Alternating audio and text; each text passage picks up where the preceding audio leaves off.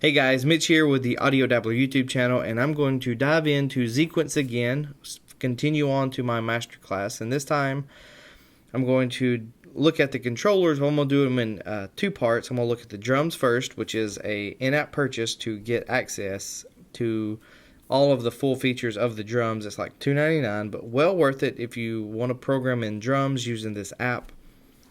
It just provides several things. You know, you've got some built-in Midi maps, which is awesome. It allows you to build your own custom layouts as well. So let's just kind of dive in. And so I thought the easy thing to do for me might be to just show you how easy this thing is to get set up, just from scratch. And so I have a brand new AUM session and a brand new Xequence session. I'm going to bring up AUM because we want to do some drums. So we're going to do some drums. So I'm going to bring up MV08 inside of AUM, and boom, there we have. And now I need MV08 to be listening to the AUM session, and I like to be very specific if I can with whenever I do Midi on iOS. Midi anywhere, but especially on iOS, because some apps listen to everything all the time.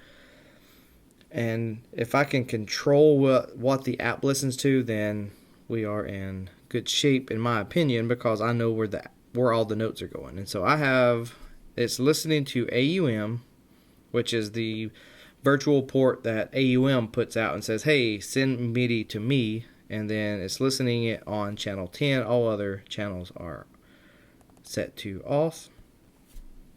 And I will go inside of Xequence here, and I will customize this first instrument. Let's call this one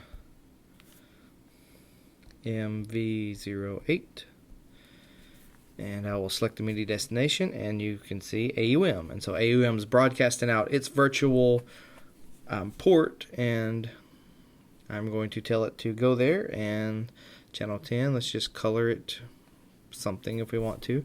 Now this controller section, I've already went over this before. It is an in-app purchase to get more than 3, comes with 3, but we're going to eventually want to change the pitch of the drums to be able to automate and do some like bass, some 808 basses where you can kind of do the melody on the bass.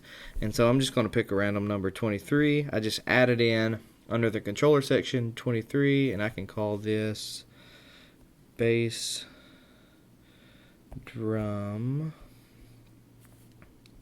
pitch, and we will map that later. And I want this to be centered, and I will go over that in a few minutes. And I want it to return, and yeah, that should do that. So now we have MV08. And now if I bring up, this one is selected. And if I bring this up, we got some up here, but nothing's really corresponding. Like it says high bongo. So this right here is the controller section for the drums, and you get there by just selecting this top part. Now if you select this top part and it doesn't have drums, then you can just go down here to this bottom section where you get the little icon of the keyboard, and you have a double keyboard, and you have the drum layouts. And then just from left to right here, we have the pitches, and you can see here I mapped this. And when I was talking about returning, let's just make it like this. So I got the bass drum pitch.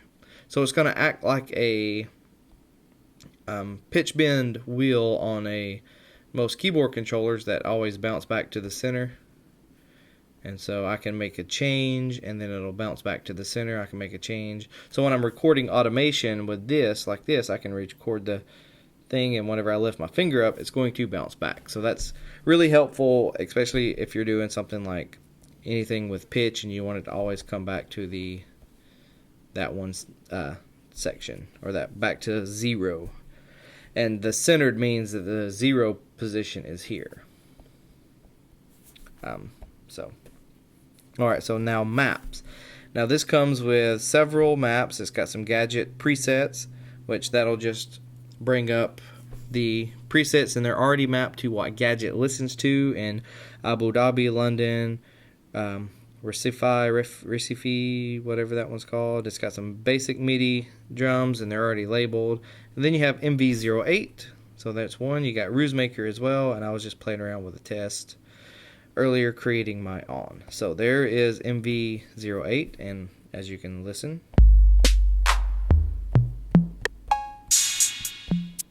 the template's already there, so you don't have to program anything. And so we can just start recording, which we'll get to that in a minute. So now we have this, just continuing on. I went over these. You can clear the drum maps. Now this right here is specific to this little section, so you can clear the drum maps. If you had a bigger layout and you wanted to compact everything in, you could compact it. You can fill it, and it'll fill up to the grid. So if I'm setting on C3 and I want to fill the grid with C3, C#3 up chromatically, then it will do that as well. If you want to just start out, and then you can start editing your own, and then you can flip it. Say you wanted the bass drum over here, and you can also flip it vertically, so you want the bass drum up there, and then we can flip it back, and then we can flip it one more time. Now we have it back to normal. So you can kind of flip the layout around if you want to. It's just kind of handy for things like that. Now compact, this will move all the assigned pads to the bottom of the drum map, leaving no empty pads between. Action cannot be undone. So if you did have a bigger grid, like an 8x8, and say you had started doing drum maps here, then I can just show you this. So you can see I edited the grid, and they're just here. So if I go compact, it's going to put everything as low as possible. See, now everything is there, which can't be undone. But the good thing is, this one's already saved, and so I can just discard changes, and I can bring back up, and then boom, there we go. Now to edit, you can do just do your factory, or you can just show your user ones. If you've made your own, you can delete your user ones. You cannot delete the factory ones, and I am sure that I don't think you can share these at the moment, but the developer of Xequence is really, really good, and I'm sure if you have a specific app that you want, say, hey, this is a pretty popular drum app, I'd like to have this included into the drum layout. Maybe he could oblige by adding that into this already presets. And so I'm just going to bring MV08 back up and just continue on. If you wanted to edit the drums, and say you wanted to call this one, instead of BD, you wanted to actually name it out like bass drum, you can do that, and then done, and see bass drum. And while you have this edit pad open, you can change. And what I love about it is you're not guessing at what the drum is. So if you have it already pointed at a drum or at a module or whatever it is you're looking at, as you go through these notes and you change them, it's going to give you a preview of what you're listening. And you can see there's none up through here, but we go back down to C5, there's some. If we go down to C4, there's none through here. And so that's really good if you don't really know the drum that you're looking for. Say you got a general MIDI map and you just want to compact it down to like a 4x4 grid on just certain drums that you want, then boom, makes it really, really simple. So we have that bass drum. As long as the edit's on, you can't play it, but you can just select and done and label and name and change all you want to. So it's really, really quick and easy to edit your own drum mappings. Okay, so now we have this little button here, and this is for velocity.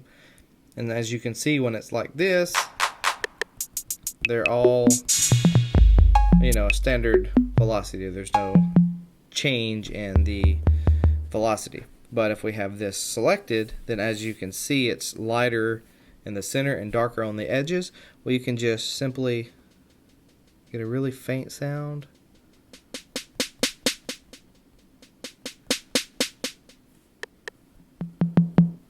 Same with the hats, with any of these.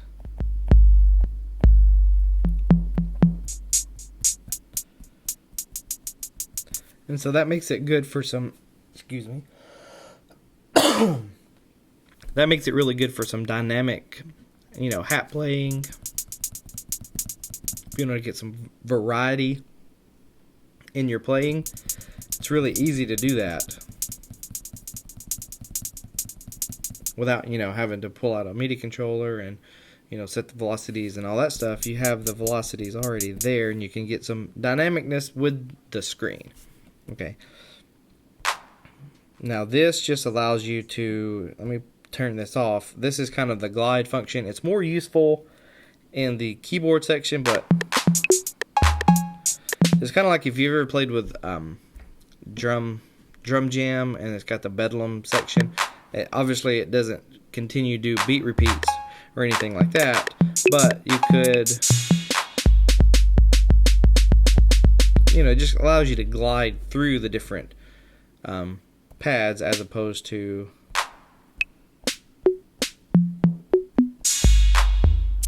when you hit them like this, you can't glide.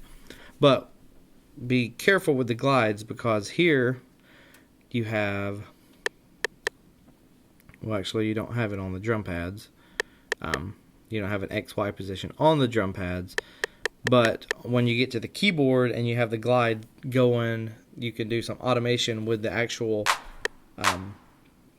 the location of your finger on the particular key to automate some of these CC values. And so you want to watch if you want to be gliding or not. And so let's take that back, and then over here is where you can set your grid. You can go from a 1x1 all the way up to an 8x8, to if you want to get in and start customizing your own. Now, one thing I really like about Xequence is, this stuff stay the same at the top. You still got your MIDI files here. You still got your main menu here. You've got your tempo and your quantization and all this stuff already at the top. And these, down here are very similar to, it's pretty uniform across, depending on the, section that you're on. You always have your transport controls up here, and you always have a menu down here. So really, really well designed app. All right, let's record something in, and I'm going to turn the tempo on, or turn the metronome on, and it's got a quantization and it's got a count in, and so it'll count in 1 bar, as you can see here. Okay, and so I can go easily, and see, I like the transport control stays, and so I can easily just hit record here.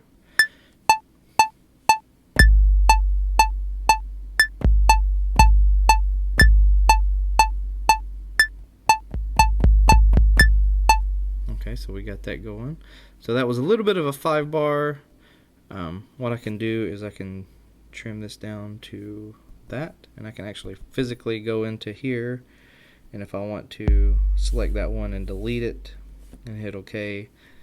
Now we have that. Did I hit another note? Nope, I didn't.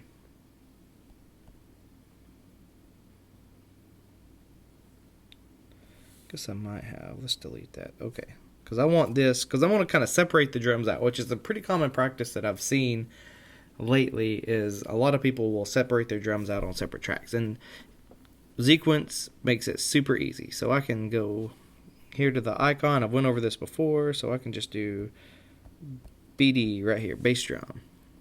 Now I can add another one, and it's going to add a second one here. And let's call this one snare. I'm going to go ahead and add a third and call this hats. Alright, so we can go in, and now that we have this selected, I can loop the selection. And I can go back in here, and now that I have the snare selected, I can hit record.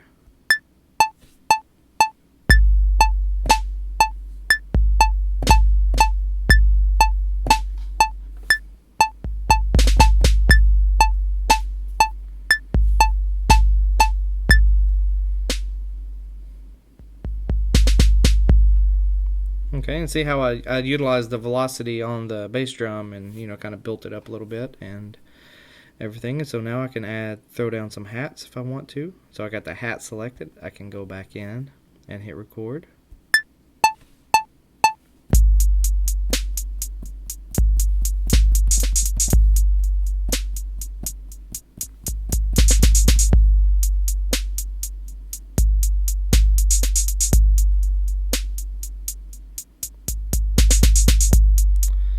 Okay, so that's pretty good.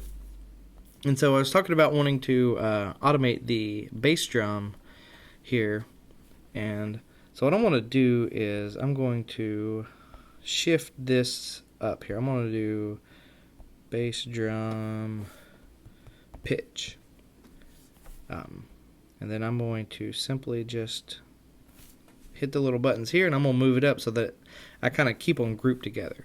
And what I'm going to do is I'm going to record in the pitch, but first of all we need to get the actually responding to the pitch.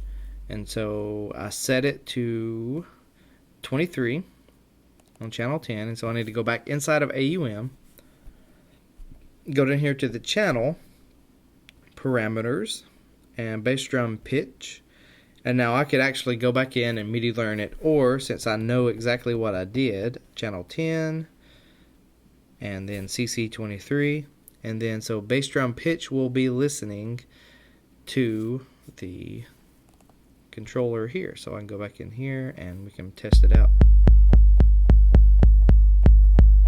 Oh wait, it would be listening if I set the MIDI source. That brings me up to the next point. Is I just did a video recently, but the channel has a different MIDI source than the actual instrument, and so I just needed to make sure that I selected the MIDI source here and selected AUM destination because that's what's sending. And so I can go back in here now and should be able.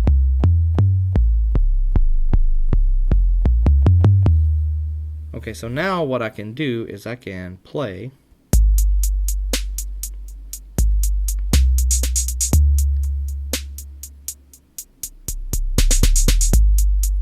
Okay, so I kind of like that. And you know, it's not an exact science, but I can go into and physically edit it and make it a little more exact science. But I'm going to just hit record.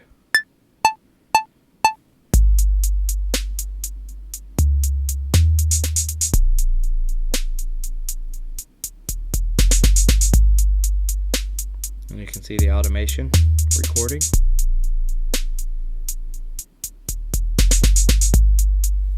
And then, so what that did was, oh man,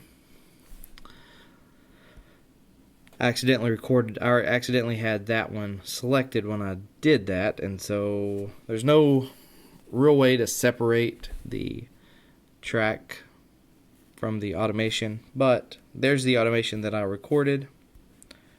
I could go in and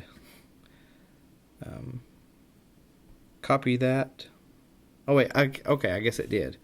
And then move that over. Because it recorded a separate part on top of it. That's right, I remember now. So if I was in there on the initial recording, if I was on the initial recording and I was recording automation along with the drum pads at the same time, then it would all be on the same MIDI little part. But since I recorded the drum part and then I recorded the automation on top, it's going to kind of stack them on top of each other. But what that allows you to do, it allows you to be able to move them around. And so now I don't have, you know, I can physically see the bass drum, and you can see how it looks whenever it's kind of, when it's like that, it's a lot more cluttered. And it just allows for ease of use, or ease of you know, just separating your parts out. And even when I'm zoomed out like this, you can kind of see bass drum pitch, snare, hat, bass drum 1.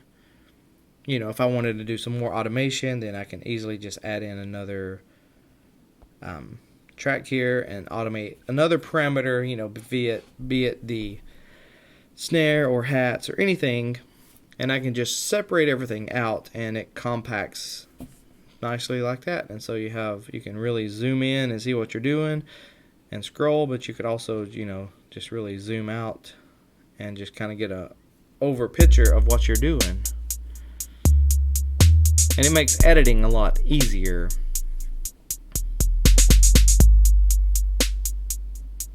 Okay, so I think that's pretty much everything that I can think of to cover with inside of the drum section itself.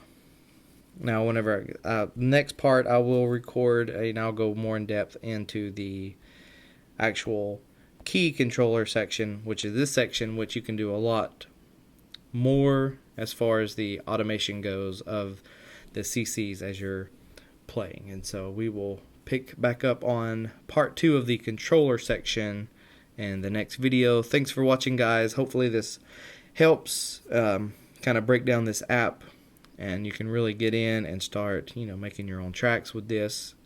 Really easy in conjunction with AUM. All the applicable links are in the description, and I will talk to you guys later.